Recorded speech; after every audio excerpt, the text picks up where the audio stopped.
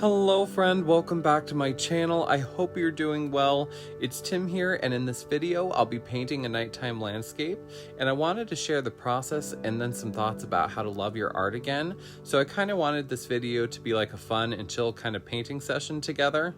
Usually before I start painting, I also like to have a coffee or water on hand, and on really special occasions, sometimes I love to drink Dr. Pepper. If any of you guys are Dr. Pepper fans too, let me know below. It's funny because I'm not really a soda person either, but I absolutely love Dr. Pepper. Usually when I'm painting too, I like to pop on a YouTube video or a podcast or an audiobook to listen to in the background. You'll see me here using a lot of the soft airbrush. I use the soft airbrush in almost all of the paintings that I create in some form or another, and you'll see me using a couple of custom brushes I've made. And then I wanted to share how I usually like to create my starter palette. So I like to have a variety of colors to work with.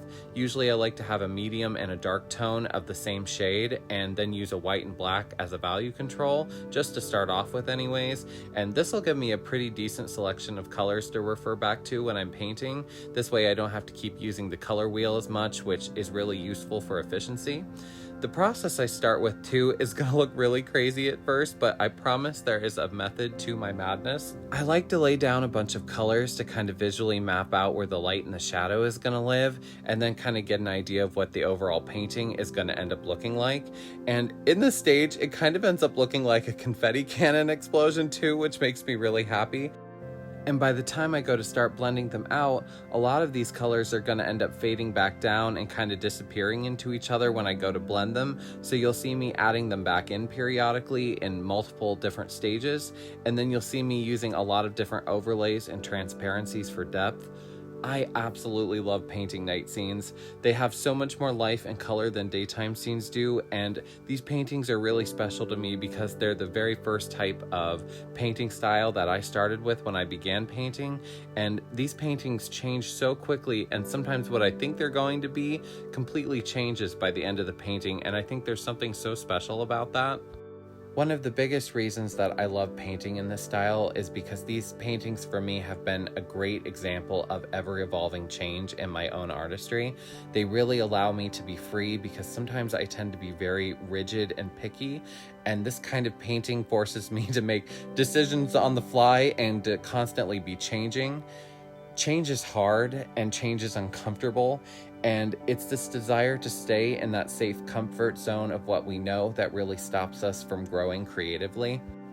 Everybody's artistic journey is going to be different. No matter what you create, it's full of highs and lows, art block and procrastination, and I'm a procrastinator extraordinaire. I've been actually procrastinating finishing this video, but I think it can feel really overwhelming in those moments, and it's the freedom in that creative expression that often goes missing, and that really starts to influence the way we see our art. And whether it's from our own self-criticism or from an outside source, we have to learn to be aware of it and then turn that negative energy into something positive instead.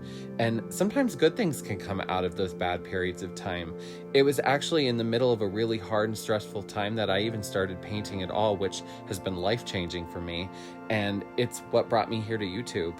So I really think that first step in the process of starting to love your art again is recognizing when you're starting to feel burnt out and then being aware of it.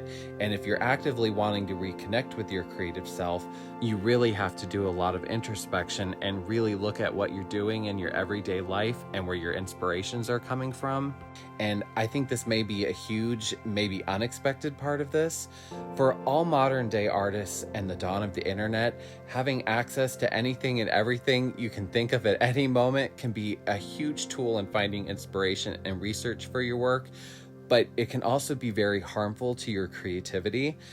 Being exposed to hundreds and hundreds of different images and artwork and people and ads, it can be really toxic and overwhelming and cause a lot of anxiety, and it may not even be something that you're even aware of, and it can kind of create the feeling that you aren't good enough or you're not improving fast enough in comparison to everything that you see. And like whether you're running a business page or just a page for your artwork, there are underlying pressures to post, the desires to stay relevant, the pressures to keep up, to be trendy, to follow, the next big thing, and then to always present the best, most polished version of our work which I'll tell you will absolutely suck the fun out of everything. Art takes time, and with the algorithms demanding needs and push for binge-worthy content that is always perfect and polished, their goal is to keep the people on the platform. Your goal is to keep your sanity intact, and sometimes the two don't match, and you really need to take time for yourself. This kind of pressure can really easily take something that you enjoyed and make it feel like a job and a chore, and ultimately feel like a burden to burnout. So to combat this, the best thing I have found that works for me when I feel overwhelmed like this is to just simply disengage, turn it off, put it away, whether it's not to get on the apps or to set limits on time spent on social media or just to put your phone away, period. During certain times, and especially when you're trying to sleep, that also prevents your phone from falling on your face, because this has happened a couple of times. Nighttime is for sleep only. I love Stardew Valley, and that's when I enjoy playing, is at 3 o'clock in the morning.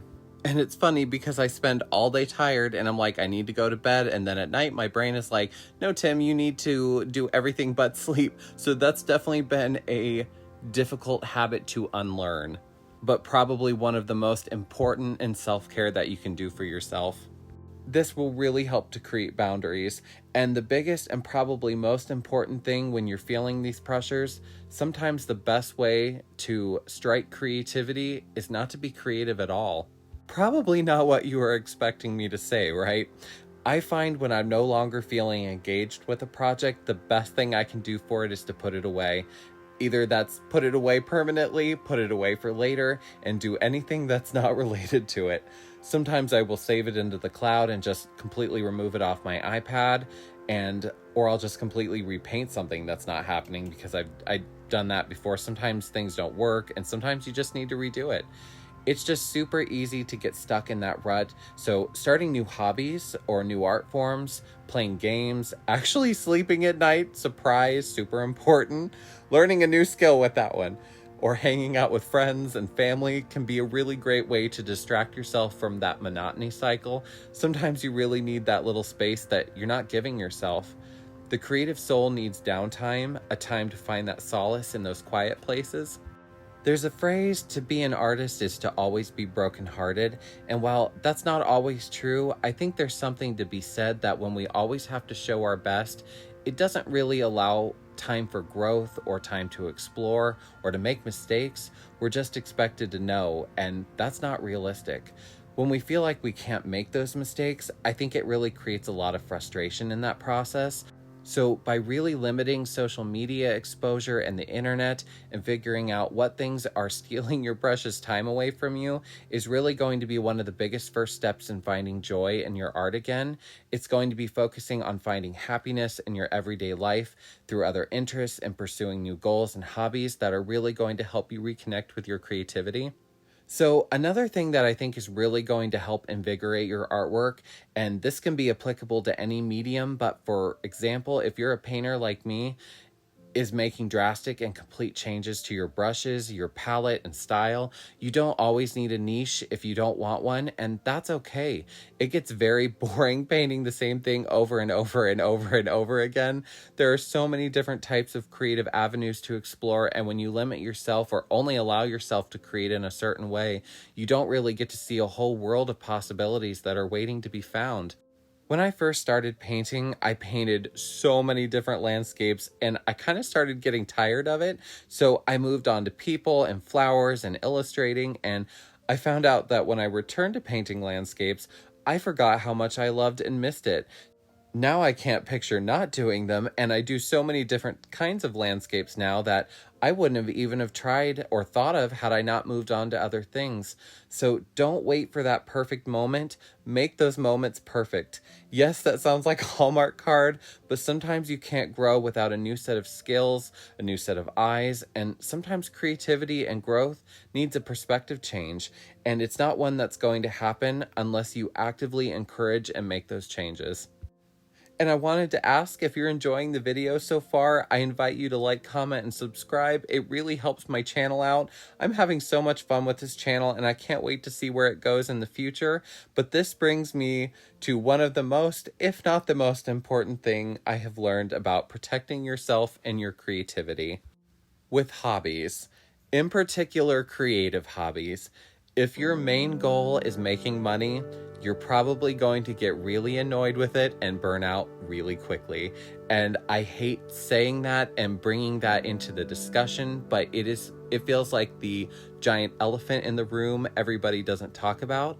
And I'm not saying don't try to make money with your art, because that is the main goal for most creators and artists who want to make art for a living, including myself at some point, hopefully, one day. I'm just saying, for example, to not create with the only goal in mind of creating an end product to sell. And the reason I bring this up is because I know an amazing artist who painted Christmas ornaments for many, many years and ended up getting this really big deal with this major retailer of Christmas ornaments. And while it seemed like a really good thing at the time, she had a lot of fun with it. Over the course of a couple years, she ended up painting thousands and thousands of ornaments by hand. And by the time the last shipment went out, that last batch, she decided that she didn't want to do it anymore, which absolutely was heartbreaking to watch. She was amazing, but it literally sucked out all of the joy that she had for painting, and it took many years for her to be able to even start picking them up again and being able to work on even small batches just for us without feeling triggered and stressed.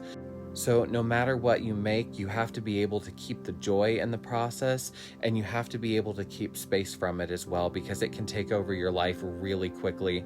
You have to actively protect it, or something that you hold so dear could very easily become lost. And your artistic self is something that you don't want to become lost and not want to engage with, because it is something that is so special and unique, and it's something that not everybody has.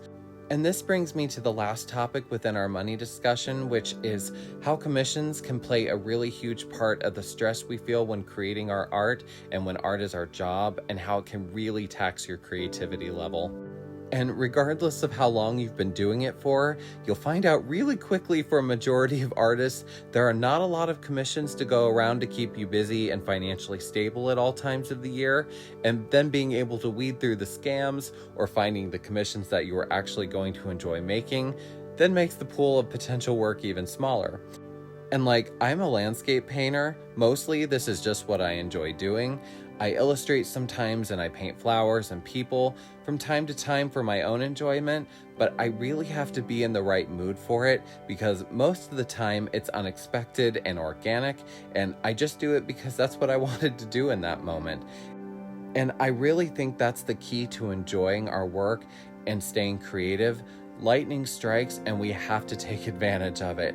And honestly, most commissions are very specific, and unless you love drawing everything and the weird things, you're not going to be creating the things that you love making, which then can become really draining. And if you're not enjoying the process or starting to feel bored and only doing it for that commission, you may not really find yourself as happy with the final work than if you had actually enjoyed doing it. And so for that reason, I actually don't really do commissions anymore, and that may be something to consider for your own art journey. I focus more now on shows. It's definitely a better alternative than doing specific commissions for me anyways, and it allows for a lot more freedom. I'm working on these videos, which has been a really fun challenge for me, and I am not saying at all that commissions are a bad thing. Actually, they can be absolutely wonderful things in the right circumstances with the right projects and people. But learning to say no to the things that are not going to bring you joy is a really huge step in getting reacquainted with your inner voice and creativity, and learning that not everything is for you, and that's okay. And it's also a really good practice in self-care. I think especially in the art community where things are really limited, it is so important to be more selective. Saying yes to too many things can definitely burn you out really fast and can create really negative feelings that will ultimately end up influencing the way that you see your art. The biggest thing I think I've learned in learning to love your art again is actually going to be in the unexpected and the things that you can't control.